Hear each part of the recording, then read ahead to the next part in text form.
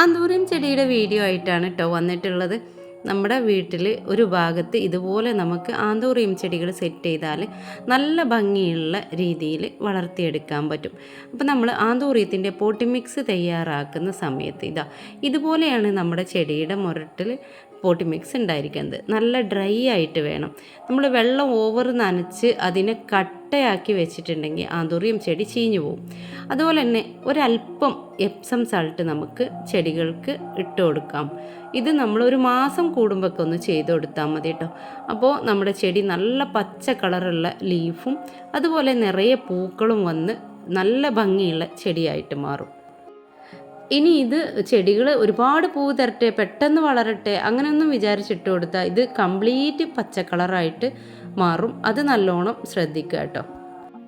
ഇതന്നെ കുറച്ച് നമ്മൾ തിക്കായ പോട്ടിലേക്ക് ആയതുകൊണ്ടാണ് ഒരു നുള്ളിട്ട് കൊടുത്തത്. അതിലും കുറഞ്ഞ എമൗണ്ടാണ് നിങ്ങൾ ഇട്ട് കൊടുക്കേണ്ടത് കേട്ടോ. അപ്പോൾ നമ്മുടെ ചെടിയുടെ ലീഫ് നല്ല പച്ച കളറായിട്ട് തന്നെ കിട്ടും. അതുപോലെ ഫ്ലവറും ഉണ്ടാവാനും സഹായിക്കും. അപ്പോൾ ഇതുപോലെ ആന്തൂറിയം ചെടികൾ നിങ്ങൾക്ക് ആർക്കെങ്കിലും മുറ്റത്ത് വളർത്തണം എന്ന് താല്പര്യമുണ്ടെങ്കിൽ മുകളിൽ കാണിച്ച ഈ ഒരു വാട്സപ്പ് നമ്പറിൽ നിങ്ങൾ മെസ്സേജ് അയച്ചാൽ മതി കേട്ടോ.